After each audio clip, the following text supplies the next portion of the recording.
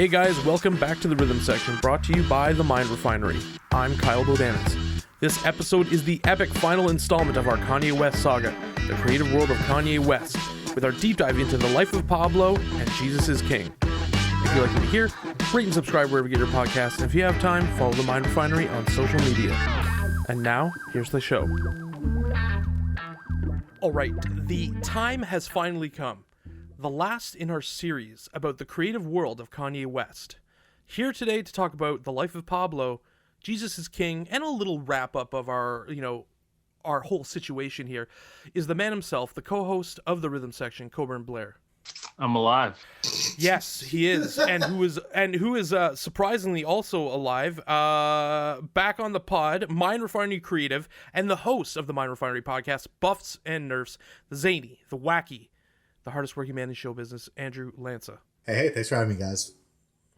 What up? Obviously, lots of shit going on in the world, guys. And it's funny because I believe we may be doing a podcast about something that could have been the solution.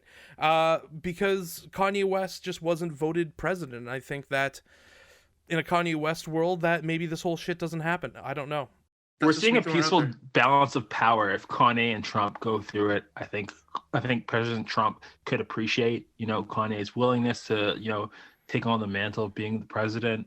I think he would have respected the election results. He would have certified them. He would have seen, all these, different states swing for Kanye, and he would have, been appreciative of it. And we might have seen, Virgil Abloh design, an inauguration. And I think that is an important thing that we should have. Virgil Abloh's given $50 checks. $50. Yeah, we know. I mean, Kanye puts Virgil on the $50 bill after this. Yes. So, I think Joe Biden has done a lot of bad in his past. If you look into his, voting record, but probably the worst thing he did was deny us Kanye being the president. And I will stand by that. I think hot take.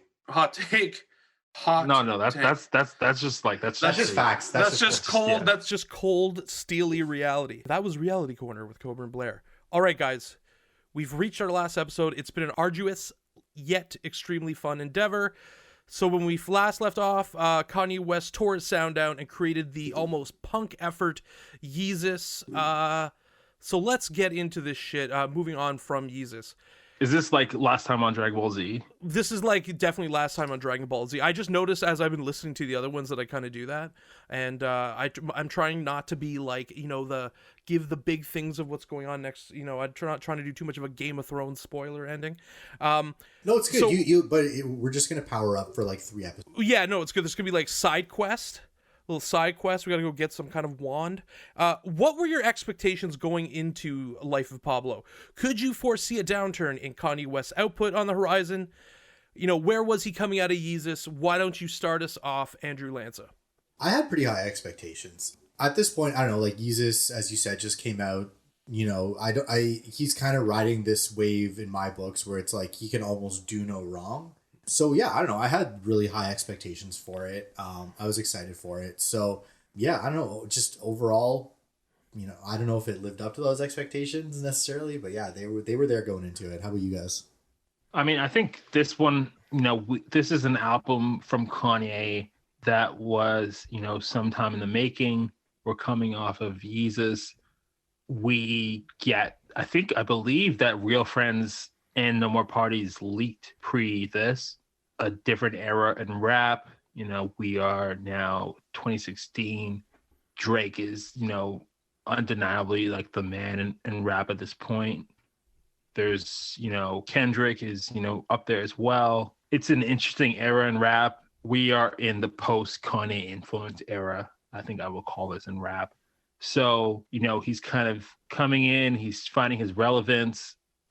We don't know exactly what he's going to sound like because he's done so many different sounds. And then we get Real Friends and No More Parties in LA, and they sound closer to old Kanye than I think anything that we've gotten in the last, 6 years at this point. Both of you make interesting points. First, I want to address the Andrew Lanza point that at this point he can kind of do no wrong. Yeah, at this point he long achieved what I would call Radiohead status, where he could literally like fart into a Tupperware container and the We're critics. not, we're not talking about Jesus is King yet. So No, yeah, save that. it's true. This is keep note. This is pre Jesus is King. So like at this point, I mean, he's kind of putting out anything, and it's going well, and and that's great for him. I mean, at this point, everything he had put out was really fucking good. But at some point, I mean, artists who take risks can lay eggs. I mean, for me, there was no reason to, at this point, to assume he was going to begin, a downward spiral, so to speak. Jesus was an artistic statement, one that alienated some of his fans, but overall was a bold move for an artist like who has so much success. When an artist you like is on a run, you want him to continue, you want him, to keep the music coming out. And I mean, it always seems like there's nothing shitty gonna happen, for me, it was the same.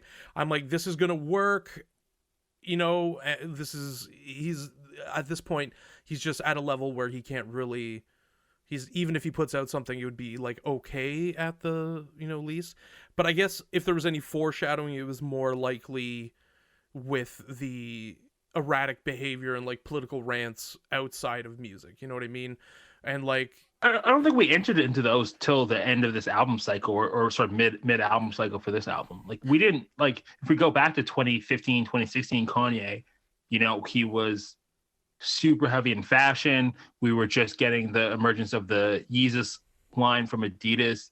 We didn't have like, the Kanye that we kind of ascribed him to today. He's still ranting though. Like, yeah, he's been ranting. Like his rant era this is probably where starts after Taylor Swift, right? Or like maybe this is where the persecution complex is starting to really happen. And like there's a bunch of stuff in like his personal life too that's starting to, like the whole like Kim Kardashian robbery and all that kind of stuff. I guess like it's the beginnings of it which really kind of, like, for me, like it's growing erratic behavior. So like when you consider what would eventually happen on, the St. Pablo tour, there's the Kims in sequence. It's like there's the Kim Kardashian, the robbery in Paris. Then all of a sudden he's like canceling a few gigs.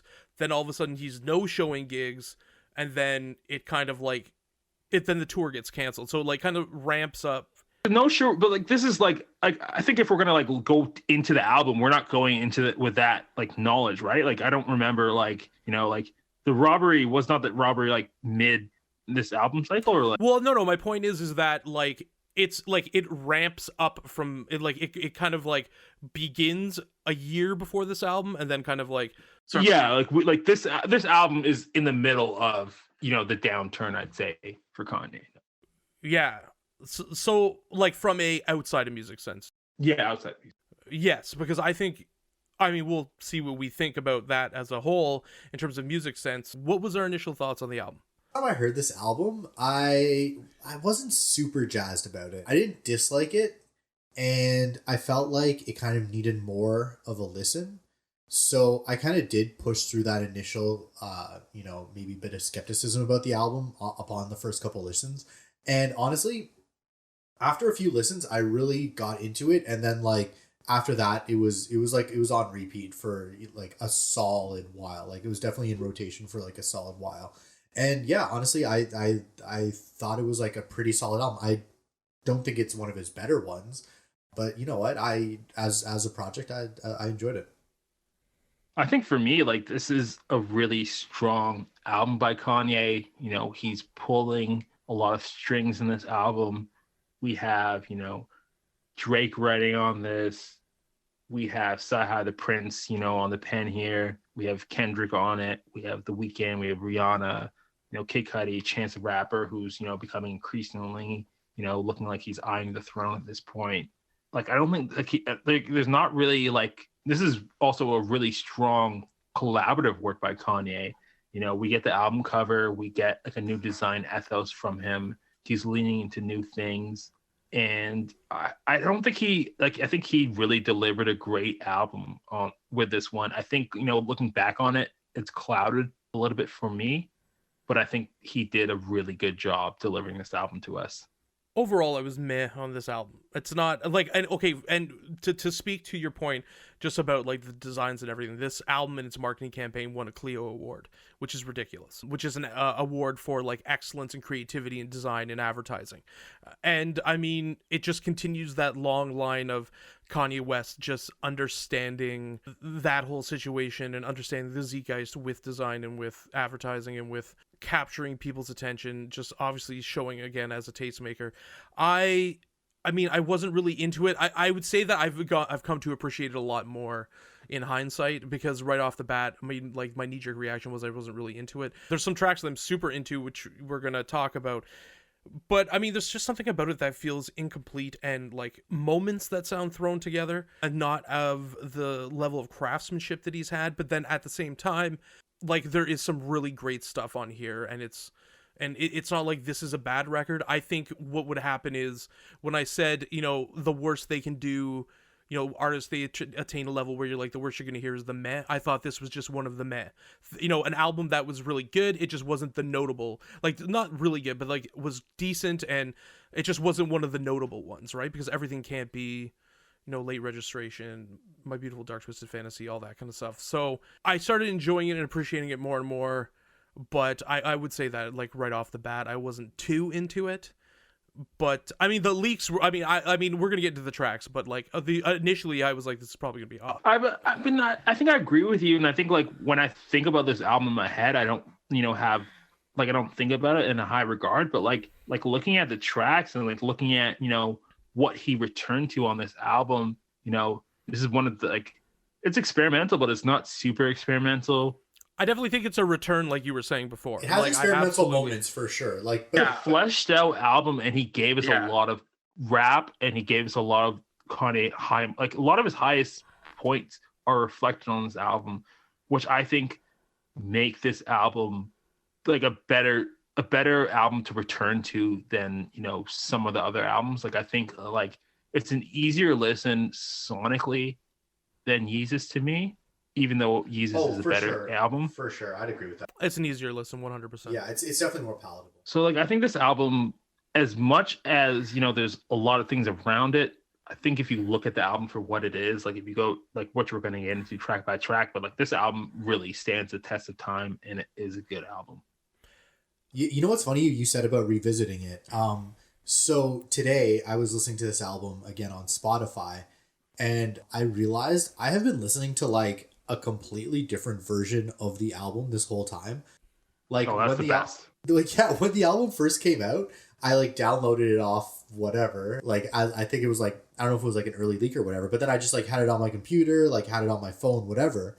I didn't really use Spotify at the time, so that's the version I always heard. And then today I put on the Spotify version. I was like, oh shit, like, this is like it's not completely different. Obviously there's still all the same songs and whatever. The only one I had heard was Wolves because of his tweet, I'm a fix Wolves. So I was like, all right, I gotta get this fixed version of Wolves. But then I just went with the rest of the album. That was like, I don't know what it was, just like some it felt like a video game. What is this, Cyberpunk? They just like fixed some of it. Like, like, it's like version 2.0. I was like, shit, I had no idea. That's probably why I didn't like. It's probably why I didn't like it at first. I was probably like, man. I think, like, I wanted to kind of save this point like for later in the discussion, but I think we should get into it now. Then, like, I think that's what makes this album kind of revolutionary for me, though, is because, like, why should music not be a living document, a breathing document, especially when you can kind of, you know, change music at the source and then change it down the line for fans, right? You can update it, you can change things, you can fix things. Like, this album, he's like George Lucas, he's just like going back. Yeah, like just to re-edit, like Han shot first, like, you know, you changed. Just I'm a fix Han. In it. There's Jawas in it. That George Lucas tweets, I'm a fix Han. I'm a fix the Vaporator. Yeah. Greedo actually shot first. Yeah, like, I think that's a really good point, because it's interesting. I don't know. Hold on a second. It depends. Okay, continue. Sorry. No.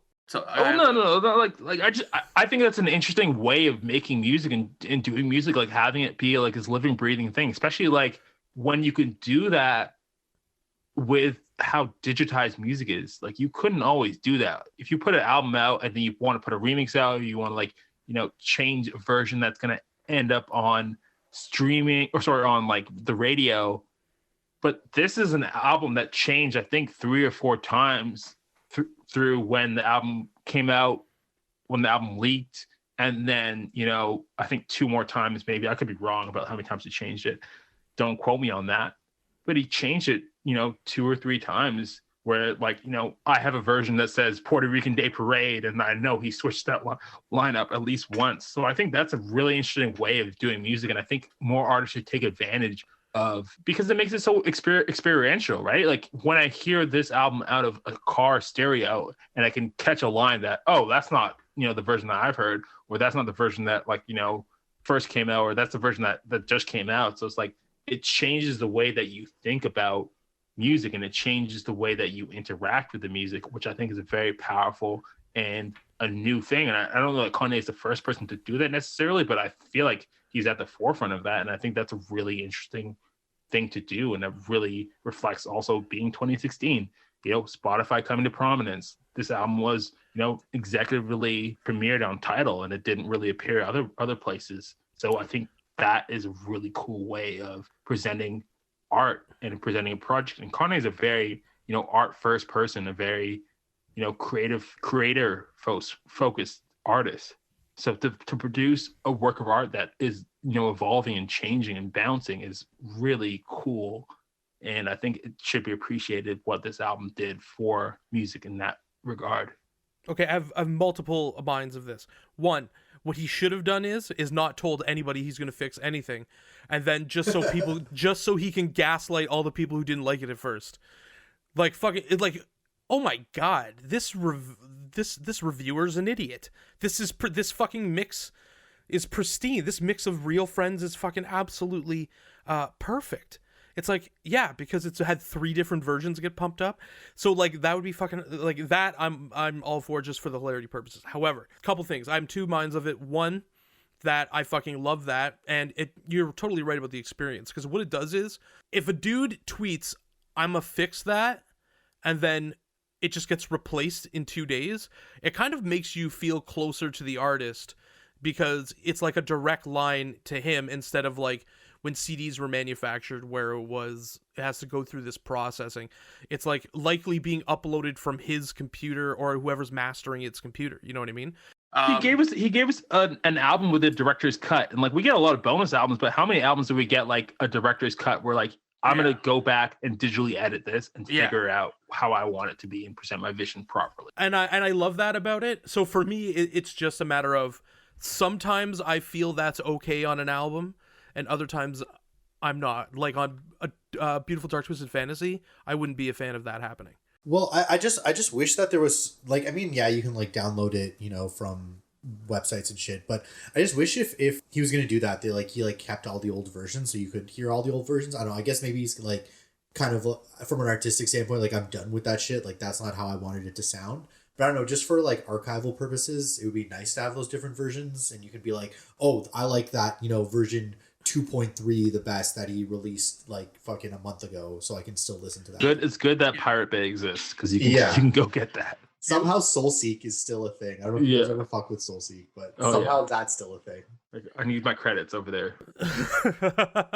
So like, I'm like, it depends on what the whole experience is. Like, I don't look at Life of Pablo as like an album as a full experience, like I would My Beautiful Dark Twisted Fantasy, maybe like 808s. You know what I mean? Like, I like those albums for me, I'm like putting on and listening to continuously. This album, I'm more like, I feel like listening to this song, I feel like listening to this song's on this playlist, or it's on like random shuffle and stuff like that. I'm not like, I gotta listen to every track on this. So it really depends. It'd be like, I don't know, like, I guess if you're listening to Dark Side of the Moon, if they took time and just made it better randomly, other than like, instead of like remastering the whole album or whatever. As a person, when it comes to like producers and musicians who likes to hear the experiments, like the first New Order album sounded like this mashup of Joy Division and what New Order would come with. I liked hearing that happen as it was happening, right? I like it.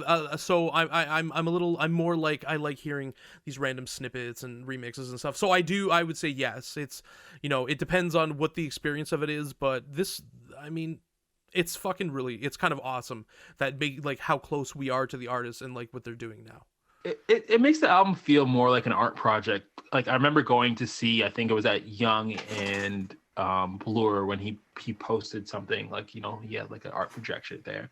And I feel like that is, quintessentially Kanye West. Like he delivered where Kanye was in this time as scatterbrained, and we're going to get into kind of where he was in his mind state, but he gave us that through his work. And like, the tweeting storms, and the I'ma fix Wolves tweet is such a legendary tweet. And it's like, how do you, like I can't picture another artist be like, oh yeah, like, like other people are complaining, I'm gonna change this and fix this. It's like you added, other features on this that weren't on it before. And as someone who's like, been behind the boards and like been part of sessions, or like, try to create music, is like, how do you know when something's ever done? And it's really hard line. And Kanye's usually been really good at like pitching us his best work that feels very complete. But this is like, feels so much of Kanye that it's not complete, and where he's at, he's not happy, and he's, scrambling and doing all this and doing that. So that is what we got with the project, and the project changed from when it was delivered to, whatever it lives as right now. And taking advantage of the technology. You know what I mean? Because he's always been forward thinking with that. So it really depends on, I mean, for some people, what your perception is. I love it. So what were the standout tracks here? For me, it would have to be Famous. Like, I think that's the best. That's the best record on the album. I think that's the best track. Yeah, like I don't know what else there is to say. Like, it's just kind of sums up a lot of his career at that time, and it bangs. I don't know. I just don't think there's a better song on the album than that, in my opinion. I think for me, I'm gonna go, the first 3-song run from Ultralight Beam. He really interpolated Chance's style really well on it. We get the very big gospel elements. We have Kirk Franklin on there. He's doing a lot with it. He's giving us Kelly Price, The Dream. There's a lot of features on it. And it transitions so well into Father Stretch My Hands Part 1. We get that beautiful Scott, like a Kid Cudi track kind of going in there.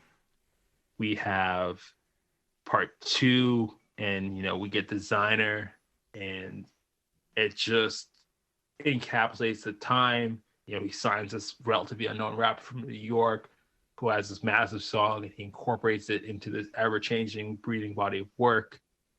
And then I think I would go, like, there's so many, like I Love Kanye 2 is like a masterpiece. It's a short vignette almost in the middle of this album. Then we go into, I'd probably have to go 30 Hours next, because like you can just hear Drake rapping through Kanye on that. And then we go into track 17 with No Parties in LA. And I believe, there's Kendrick on there. I think there's like a few other people in this. I think Drake's uncle Larry Graham is sampled on there. There's just like a lot going on. He has, just like so much quintessential Kanye West, and it's so built up, but it's so evolving on this album, which I think makes this album what it is. So for me, it's all about the run from 16 to 20. Specifically 30 Hours, No More Parties in LA, Fade, and St. Pablo. I really like the way it finishes up.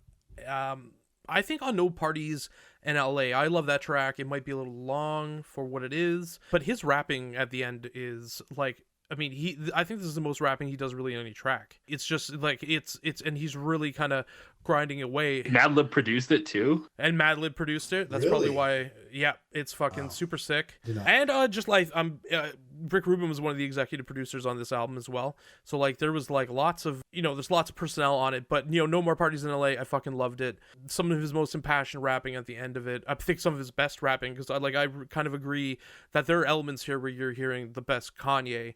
It's just a matter of, for me, of like consistency on the whole album. I love Fade. Fade is so fucking good. I'm just like, I want to like throw this on in front of like a dance floor full of like 200 people. It's cool. St. Pablo, like I really like the way it finishes up. Usually I feel like artist front load. I think this one was back loaded. I enjoy Real Friends as well. I enjoy Famous is great. I like Feedback as well. What about the one he fixed? What about Wolves? I don't like Wolves. I dig Wolves. I don't know. It's cool. It's like, it's not a bad track, but I'm just like I'm not hyped on it. I'm not like Fuck My Life and Wolves and, you know, Waves. I'm not like getting a fucking chubby for. Yeah. But the fucking but like especially the end of the album, I think it is some of the best music. I love fucking No More Parties in LA. I'm still banging random songs on this. I mean, like, one of the things, you know, we talked about this in the year end, and we talk about this constantly throughout this podcast, is like, how long are you living with something? And I just kind of realized when I was doing this, I'm like, look how many of these random songs are in like fucking playlists I've made, you know, are popping up regularly. You know what I mean? Like, I still live with this, even though it's not my favorite. I think the problem is when you're Kanye West, the margin of error is so low. Sorry, no, my apologies. It's so small, not low, small, that because like his work is of such a high quality. I think it's funny because like I haven't ever sat with Saint Pablo because the version that I have is like the first version of it. So I don't have Saint Pablo, and I've never really sat with that song. It's just Kanye and a tambourine, the first version of it. Well, like, yeah, Sampha's on it. I love Sampha, and like, you know, we had like, you know, the Drake kind of bringing Sampha across, you know, into that realm. So like, I've never really sat with it, and every time I hear it, I really like that song, but like, it just doesn't really exist on the version that I think of in my head because it's just not there. Yeah. What about 38? That's the same with me. Exactly. What about 38 Seconds of Frank Ocean? Frank's track. Yeah. Yeah, I don't have Frank's track either, so I don't know that song like that either. See, this is what I'm talking about. Didn't he think of people reviewing this shit later? Like, fucking, like, can I get an email? Or something. Well, I mean, like, I'm sure, like, I could go to Spotify and play the Spotify. I know you can go now, but you're downloading it. You're not going to be like, yeah, exactly. You're not like, I'm going to be one of the plebes and all of a sudden go back to Spotify. You're like, I've had this for fucking forever. I didn't know you were going to be fucking, like, Bill Gatesing this fucking thing and making, like was he a developer? He's a coder now? Did he take Frank Ocean off another song and put him on Frank's track? Was he on a different song? I don't know. Why would he take him off? He was on a different song.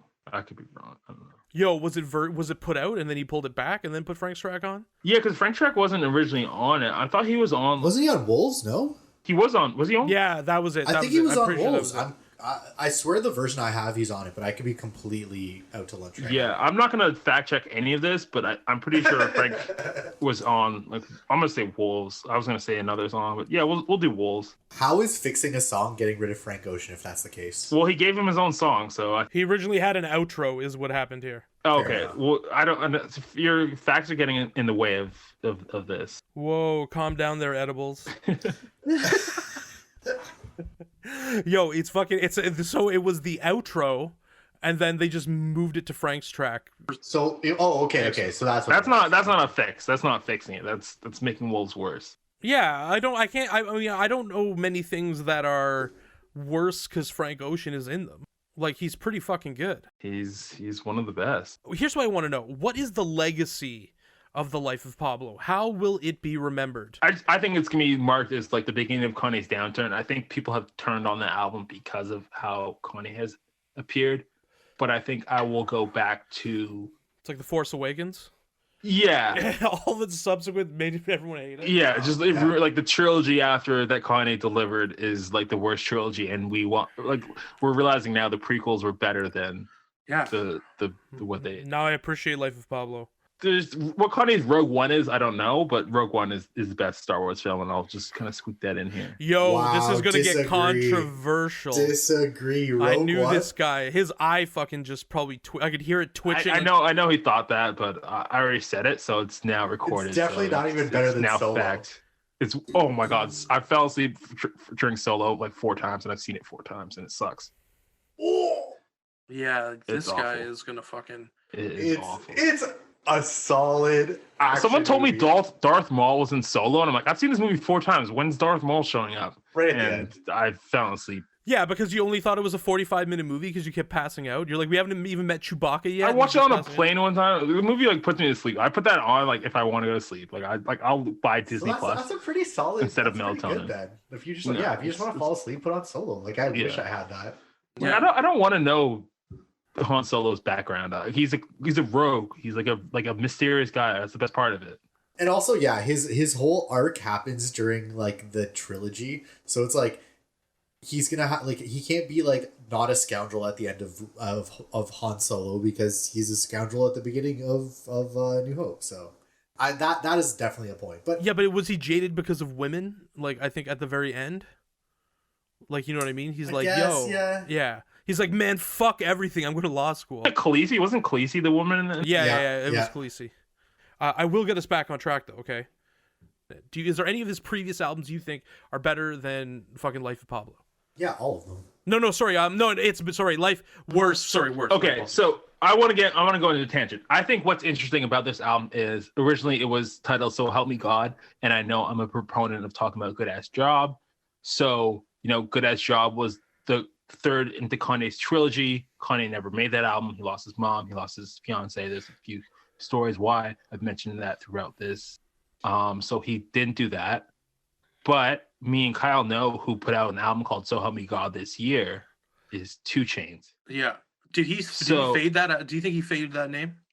That was definitely intentional, and we had a really good Kanye song on that. And Chance had also talked about making an album called "Good Ass Job" in the vein of what Kanye was going to do. We'll see if Chance ever gets there. But I think that's interesting to see what Kanye kind of had intentioned with this album. And then what we ended up getting, which is this ever-changing body of work, Life of Pablo, in reference to Pablo Escobar and Pablo Picasso, which I think is great. But I would be remiss to not mention the tour that went along with this album. And I think you have to talk about that tour, even to the point when it gets to the point when Kanye starts to spiral out of control on tour. But the stage setup, the floating stages, It was hanging. It's fucking crazy. the hanging. Yeah, I went to go see this twice. I went to go see this in Buffalo, New York, and then I saw it in Toronto either once or twice. So I either saw this 3 times or twice. Either way, it was one of the best tours that I've seen that really changed. Like Kanye's already had really phenomenal stage design, but I think that one was super special. You watch YouTube, any footage from it, I think everybody kind of has the same opinion of it. You had, I think Chance the Rapper went up with him on there on bungee cords. They were hanging over the edge. There's just something really special to, the thought put into this. I want to say, I think Willow Perion might have been involved with the stage design because he's been involved with a couple things. He's Canadian, I believe, from Montreal. But yeah, I think Kanye put a lot of himself into this album, and I think he took himself out. And I think this is where we look at Kanye kind of getting into a point where he fizzles out before we go into any more Kanye. Which is this better than any of its predecessors? I like this album better than Graduation. Lanza, Don't all jump in at once, but I know. I mean, I made my graduation be known on that episode. But no, I really don't think that. Yeah. You weren't even doing the episode, and you were during that episode, you just started talking about Graduation? I know. It's just poppy goodness. It was on the Childish Gambino episode? It's on the fucking Mandalorian episode. I just started talking about Graduation. Yeah, I don't think that this. I think that, other than Jesus is King, I think this is probably my least favorite of his projects. Also, I don't think that this. You like Ye better than this? Okay, fair. I forgot that. Okay, that's okay. If you want to add all those separate projects, it's like the middle child of his fucking. It's like just forgotten all the time. Because it's not the worst, but it's not the best. Well, it's the worst. It's one of the worst. Yeah, that would. I feel like for some people, this could be either Kanye's worst album or up among Kanye's best, though. I think it's also depending on what kind of Kanye you like as well, though, right? Because he's giving us this album feels more in line with Late Registration and Graduation than anything else. Well, because there's a schism in the Kanye West if there's a break in two, because everything changes at 808s. So like what influenced people from the beginning of his career, it's like almost not like almost another like generation who's listening to 808s after that. You know what I mean? So like I don't know. This album kind of brought it all together, right? Because we get the vintage, like the rapping Kanye, the soul sample Kanye. No, absolutely. I think this is more on like the back half. Lance, what do you think? I just think that when like in the in the coming years when when you're gonna have the conversation about best Kanye albums or whatever, I feel like most people aren't gonna like this one's not gonna be in the conversation. I agree with that. I don't think it is. Okay, before we move on from this album, there's two big lines on this album that I think like we need to talk about, which is one of them is like the Taylor Swift line on Famous. Yeah. What do we think about that line? Was it 4 years out from? That's like peak Kanye. Like that's what I was saying with that track. Like that's like the embodiment of his career. I don't know. I feel like that track is just like Kanye being Kanye, like to the power of 10 type thing. Okay, first of all, no one can fuck with Taylor Swift now to me. But like this is what I'm saying. Like when he's writing this stuff before this, he's starting to get like this is in the music. But like with the whole laptop is stolen and all that kind of shit in 2015. Mini feud with Wiz Khalifa, who the Bill Cosby is innocent thing, like right before you're starting to get into erratic Kanye. This is obviously peak Kanye. I think it's actually really cool in that it's in the song Famous. Famous is supposed to be about this like big thing about, like fame, celebrity, all this kind of stuff. So immediately he's pulling out one of his most controversial TMZ type situations. So I fucking liked that. But then again, Taylor Swift went and did Folklore. So like fucking step off, Kanye. Back off. Okay, and then the second lyric I want to bring up, how do we feel about bleached assholes? Lanza loves them. Listen, no. Like assholes just So you don't like them bleached? Is that what you're saying? Whatever you want to do with your asshole, that's your decision. But this is where freedom actually is. It's not people protesting wearing a fucking mask. Your ass can have whatever layer of hair it would like.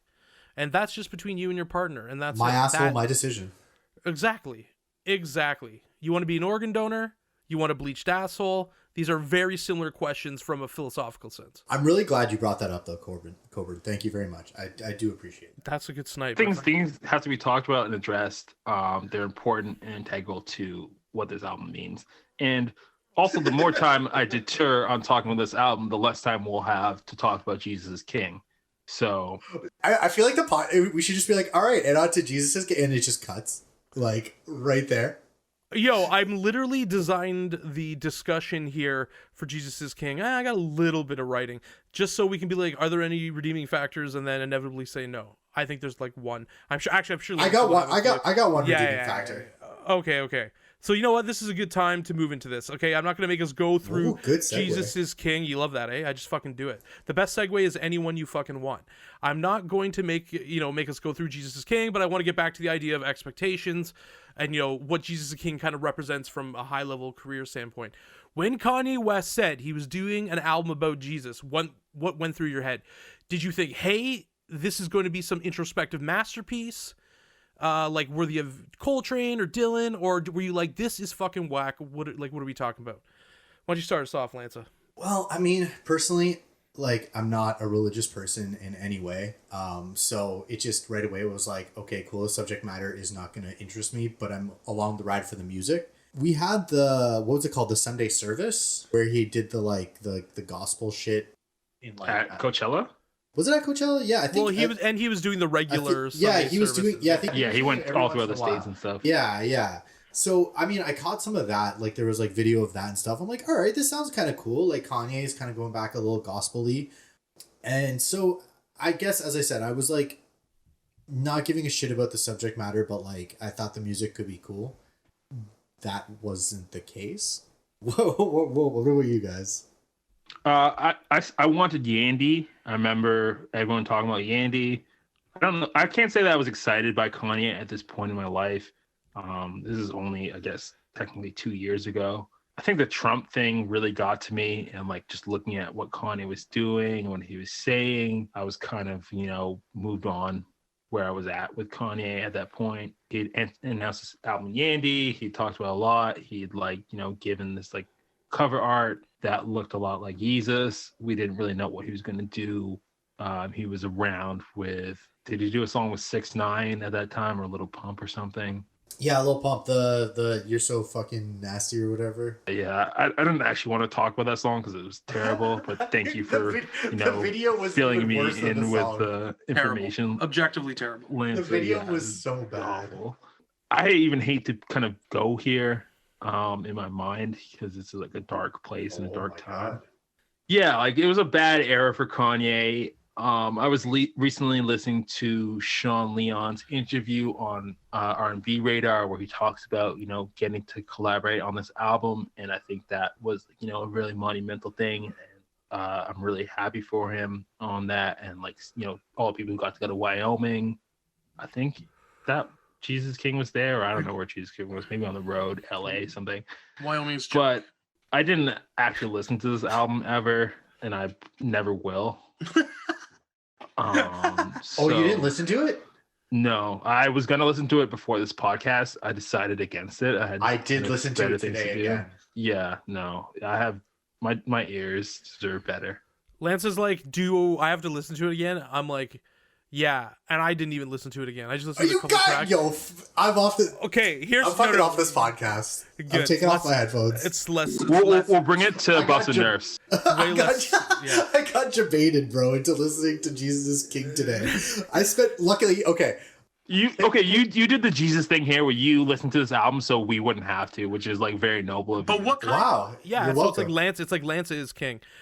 He's like the Jesus of the group. He's like a Okay. Okay, no, hold on a second here. What do you mean by listen? Did you just actually start it and listen to the entire? I mean, it's only 27 minutes. That's what I was about to say. The biggest redeeming factor of this album is it's 27 minutes. Every song is a minute and 45 seconds. No, I mean, first of all, I'm an album listener. Once in a while I'll put on a track here. I'll put I'll bop around between tracks. I'll put on a playlist, whatever. But I'm gonna say a solid 90% of my listening, if not more, maybe even 95% of my listening is albums. I put on an album and I listen to it from the first song, maybe not the first song. If say I've maybe heard it a bunch of times, I'll play the third song and then just play it through. Maybe play it on random. But yeah, today I played Jesus is King from the beginning to the end. 27. I put it on while I was working, so it was 27 minutes of my workday was listening to that. And I gotta say, it's bad, but I feel like I didn't hate it as much as I did when it came out. Does that make sense? I don't know. Can I give my one redeeming factor of the album? Yes. The one redeeming factor is Kenny G's sax solo. Period. I mean, wasn't that's the song with Clips, isn't it? Yeah, it is. Yeah. But it sucked. I thought Clips is gonna be on this. Sick. I look back at it, okay, so what I did was I was just clicking through, listening for 30 seconds, and I'm like, is this terrible? It's yeah, but terrible. 30 seconds, that's still 2/3 of the song anyway, because every song's so short. Yeah. But it's a punk length of a fucking it's like the length of a Minor Threat album, but the opposite thematically of any Minor Threat album. I mean, my whole thing was because of the religious aspect of it, I'm is it going to be Bob Dylan enters his religious period and does Slow Train and Save? Bob Dylan's religious period is great. I will put respect on that. Yo, which one is great? Because Slow Train is okay, but Saved is not good. I like some of those songs sung by other people aren't. They're good songs. He's a good songwriter. Obviously, Bob Dylan is a good songwriter. I'm just saying that a Slow Train. Yeah. Also, he's coming off of Blood on the Tracks, so it's it's some of his best shit. So, and then we have Prince. When he released Rainbow Children, and Rolling Stone called him, the freak of the pulpit. Is it going to be that, or is it going to be John Coltrane? We're being introspective, or Marvin Gaye. You know what I mean? Really kind of pushing it to another level through this inspiration of faith. It was the fucking shitty way. It was it was just. You know what this album reminds me a little bit of? I had low expectations. Yeah. It reminds me a bit of a cash grab. There's a, I just feel it was made just to make money almost. All the short songs, it almost every song feels kind of just unfinished and rushed. And I just feel do you think he was carrying that on from what we got on Ye and from that kind of era? No, because I feel like it's not done. Like, I feel like Yay is almost like a statement in that way, and this is just like rushed and unfinished and like put out to make money. Because wasn't like Kanye going through like financial troubles at the time too when this came out? Yeah, was that when he was like, I'm $56 million in debt, and then was like trying to get Silicon Valley to give him $1 billion or some shit? He was getting off some of the best tweets of his life. He was throwing he was throwing fastballs for sure. Yeah, he was just like tweeting through it, and he was getting off some good tweets. I'm not gonna like. We can say if we're gonna say anything about this era, he was getting off really good tweets. It's the best tweets. Yeah. A+ The music for sure suffered for the quality of the tweets that we were getting. Even some of the Trump tweets were really, really funny. Like even up until like even his tweets have never suffered. His music. What was Trump's tweet like? Thanks Kanye, very cool or something. Like he's So some of good. the some of the most classic tweets that like I can like look back on and smile. Even when he deletes them, some of them are really good. I'm gonna say as someone who like grew up listening to like an inordinate amount of Christian rap, like Goatee Records and like DJ Madge and like Grits and like I don't know, Terrible. John Rubin, like people that like know. These are names I have never heard these names in my life. And you should never again. Are these are these like the rap equivalent of POD? No, like POD. Maybe because they're a Christian rock band, maybe, but these are like like the Jay-Z's of Christian rap. Oh, I thought it was gonna be like they're like the indie scene, like the Tooth and Nail records of like the punk rock scene. Yeah, this guy's like the MF Doom of fucking being a fucking Seventh-day Adventist. Yeah, like it's like that kind of stuff. So, like I've listened to a lot of it. And, like I don't know, for Kanye to lean into Christian rap, like I'm sure, like I remember being a kid and being like, oh yeah, I'm allowed to listen to Christian rap, and like hoping some of it was good. So I'm sure like Kanye doing that like opened up a huge market for him and like doing the Sunday services. But like I don't know, I'm not buying it from him. But yeah, he still like swears and shit on the album. I feel like there's still like No, it's a complete clean album. Oh really? Okay, then I don't know what I'm talking about. Okay, I swear there was. I remember there being some like questionable material, but I guess not. If it's a clean album, it's a clean album. It's somehow like self-indulgent, and then like, but somehow not introspective at the exact same time. He's like, I'm going to talk about very, very self-indulgent. Yeah, but it's not like he's. I mean, if you're talking about your own faith and how it's changed you, it's self-indulgent to an extent, anyways. At the same time, you overcome that with saying things that are like a kind of a light into how you feel and what your conflict is or whatever with religion.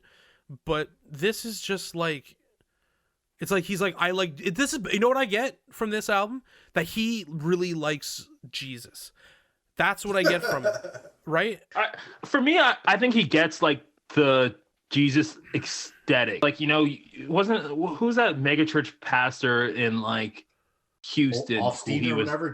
yeah, Joel Osteen. Like Yeah, he started like Osteen. hanging out with people like that who are like very Jesus aesthetic, but like let's just drive. They're fucking charlatans. Those people are fucking charlatans. They are the biggest snake oil salesmen in Yes. the fucking Yes. in the It's the fucking righteous world. gemstones, and like if those are the people Exactly. that you want to do Jesus with, That's what I this don't feels really like. You respect just it. You just nailed it. It's cashing in, yeah, It feels like a televangelist. That's what it feels that's like. who he's hanging out with, and that's who he's influenced by. Yeah, that's what it feels like. It's that level of faith. So I'd want a more personal, like I don't like Kanye's not the person I want to seek spiritual guidance from, because everything he does is so loud and so like there's a lot of quiet in religion. There's a lot of like self-reflection and stuff like that. And Kanye's just like you can be loud and proud, but it's just like it's not what I was getting from any of his from this religious era that he's somehow not out of yet. Okay, look at Sufjan Stevens. Sufjan Stevens, all his music has a very religious. It's not even subtle at the times. But I think like there's a lot of religion in Illinois, and that's one of my favorite albums of all time. If you're not religious and you listen to that album and think about like spirituality and stuff, there's things you can take from it, even if you're not. You know what I mean? Like, or there's you could just enjoy the music because the Yeah. music's good. Well, because like with storytelling or anything, it's like there's things that everyone can get from it. You know what I mean? There's things that everyone can get from it if it's actually good. But if it's this televangelist shit, like I don't like, no one's learning anything about no, like, you know what I mean? It's not what it's supposed to be doing and what he's advertising it to be. That's the thing. I think this is where his sincerity draws the line. I think, you know what I mean? Like, he can't, I don't, like, it feels like the most insincere thing about religion I've ever heard. How about that? Yeah, I don't think, like, I think, and I'm trying to, like, figure out how to word this. It just kind of came out of nowhere, and it came in the midst of all this turmoil, and it seemed like a very hard pivot where it didn't seem like a considered move to religion. It seemed like, oh, religion is going to fix these woes, or it's going to translate my woes to the most people at the right time. And that's kind of how I feel about Kanye's religious bend. And I don't have a problem with religion in music or religious lyrics or anything like that. I just don't feel like it translates well to what he's doing here. I would love like a Kanye to be like like he has those introspections, and like he does do gospel stuff well. And gospel music, like, that's why with the Sunday services and was seeing what he was doing with that, I was actually kind of hyped on it, because he's a student of music, and when he started, I was like, is this guy going to start painting with these influences? And I thought that would be a little bit. I thought, what would happen is the same situation when John Bryan started playing with him. You know what I mean? Where it just took him on another direction.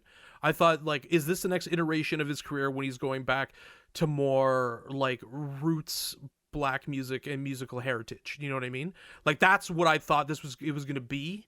And I guess maybe I think I gave him somehow too much credit. I don't know. But that's just everything I had seen in his career before that would lead me to believe that is how he's going to play with influence. Now, here's the thing. Kanye West is getting a divorce. Do we think that maybe this can be redeemed with 808s too? Like, do we think that's happening? Like, this divorce, I can't say it wasn't a long time coming. What do we think its role in his career is going to be? Is it confirmed? Like, I've read like a bunch of articles and stuff like that. Like, do we have have we heard from the family? Like, I know they're very like That's what I was about processed to with say. it. Yeah. Like, what do we know? Man, TMZ dropped it. What else do you need to? Yeah, no, I agree. Like, I'm with that. I'm just like wondering, like, I could see them. Like, how like they're going to try and figure out how this is going to work into the last season of the show. Like, they're going to try and figure out how to like foray this into a divorce show and coming back together show. Okay, hold on a second here. Okay. So we have it's like when I just hit the okay. So we have she's done. Then they had a big fight and she was really upset in December, and now they're living separately and undergoing marriage counseling. Thank you to our friends at Cable Pulse. Was that CP24? Sorry, Global News, but I'm sure they're going to be on each other's. The authority on entertainment news. They'll be on each other's tip, for sure. So yeah, I don't know. Like, is he just going to implode, or is this going to? No, man, I don't really care, honestly, at this point. I'm sorry. If it's gonna help him make a new album, that's good.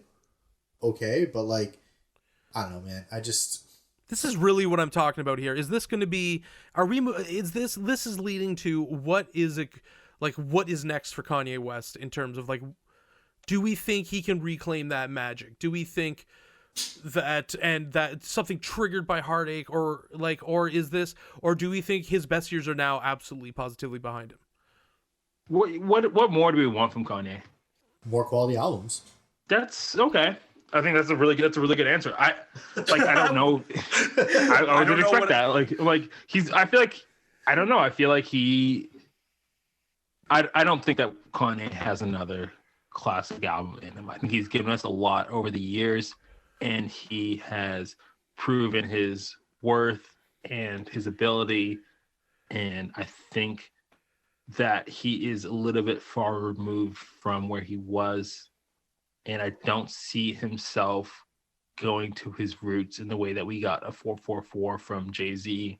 I see his writing declining, throughout his works. I see a downward trend in general. I don't think his production has really slid. I don't think his aesthetic has slid. I do think his writing has slid. And I do haven't seen any recent really big creative flares from him. And I don't think, I'm not doubting his skill level or his creativity or his teams. I just don't think that we're going to see another Kanye album that gets us off our chairs and, you know, gets us talking about him in the same way. And I don't think we'll have that from him. I don't know. I kind of disagree. I don't like I was saying before, like going into Life of Pablo, like you could do no wrong. I think like that era of Kanye is over, where it's not going to be like every album he puts out is magic. But I feel like the dude's young, right? Like how old is he? Like 43. Yeah, so like he's pretty fucking young, and like you know, hopefully like he's gonna be around for many years to come.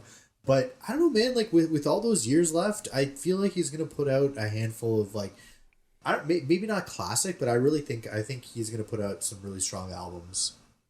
I don't think his head's in the music. Like I just haven't really heard him being in the music in the way he was. Like I don't think music is what gets him going anymore. Well, I think he's hitting a wall. Like with this kind of situation right now, just with his mental health, you know what I mean? And I think that he can come back, and I think like very bluntly, his best years are behind him from a creative standpoint, and that's fine.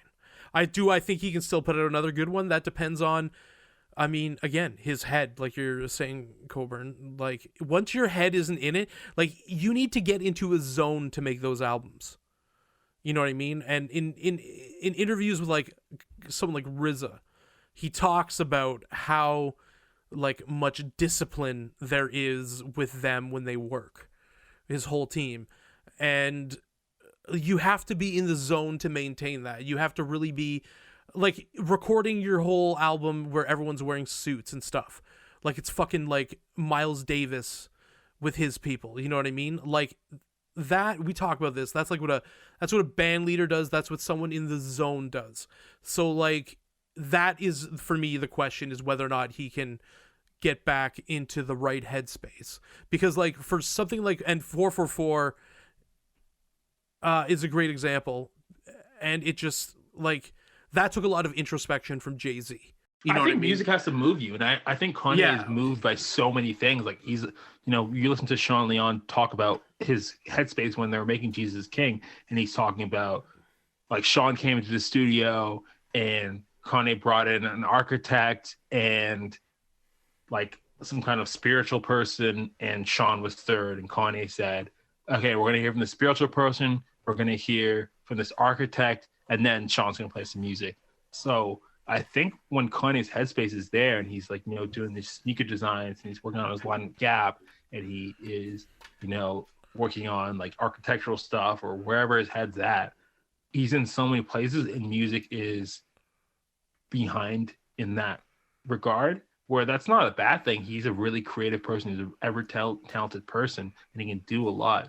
But I don't think music is his focus, and I don't think it's what drives him and what motivates him anymore in the same way. And that's not necessarily a bad thing. I think we're just, you know, I think we're comparing Kanye, who wants himself compared to Disney and, you know, Steve Jobs or whoever. He wants to go do great things and move things and stuff like that. I don't think music is his main creative outlet, and I don't think he is, you know, calling back to be like, I need to give people more music. I think he wants to, you know, revolutionize sportswear or revolutionize, like, I don't know, travel, or like he's going to do something like big and loud, but it might not be music. I don't know. I think you're right in that that's not what moves him right now, and that's not what he's passionate right now about right now. But who knows what's gonna happen in 5 years, 10 years, whatever. Like, dude's, as you said, 43 years old. Like, if he's taking a little, you know, as Kyle would call him, like a little fucking anime side mission, a little filler arc on all these. Well, who knows? Maybe it's not filler arc. Maybe he's gonna become a great one of the greatest fashion designers of all time. But who knows? Like dude could always come back to music, and maybe he'll get re-inspired. Maybe something will re-inspire him, and we will get those classic albums. Maybe, you know, the music will just start flowing out of him. Who knows? Maybe he finds his muse. I'm just saying, dude's young. I feel like we can't count him out yet. Aren't you guys alarmed by his mental health situation? Like, I actually worry Yes. for him, like, being, like, alive in 5 years. Well, that's why I said, you know, like, Yeah. here's hoping he's going to be around for many years to come. I was going to say God willing, but I mean, Like, I think I'm concerned for him as a fan and as someone who's followed him, but I don't think that's something that, like, you know, you can really fix as a fan, or you can really worry about too much. And, you know, you gotta just hope that, like, he has people around him and has a support team, and it seems like he has people who really care. And, like, from there, there's not really much more you can do or say about it. well, I think you can worry as a fan because, like, look at Brian Wilson. Like, that's, like, look. Like, that's what can, like, I mean, because, like, we're talking about his brain being there. I think I think it's a kind of both of what we're saying, in that his head is elsewhere, you know, in terms of other ambitions, but I really think that, like, the manic and, like, the highs and the deep highs and deep lows, you know, the deep lows and the high highs, like, that can, like, weigh on you for a bit. But, like, if there is nothing at the end of the day, you're totally right. There's nothing you can really do about it. But if I was to say what is a chief decision with how that plays out, I think it's mental health. But I think that what can happen is it might be like a Steph Curry thing, where, like, they're like, this guy's washed, and then he's like, actually, I'm one of the most important musicians of the last 40 years, so I'm just gonna put this out, you know what I mean, and be the best again, because he's competitive, you know what I mean. I hope, man. As I said, I would, like, nothing makes me more happy than fucking enjoying quality art. You know what I mean? If this guy can put out another classic album, like, the world benefits. So, like, fingers crossed. Gentlemen, I think on that note, we should That wraps up like 10 hours on Kanye West. I think. that is 10 hours on, like, Kanye West. 10 hours on late registration if we need.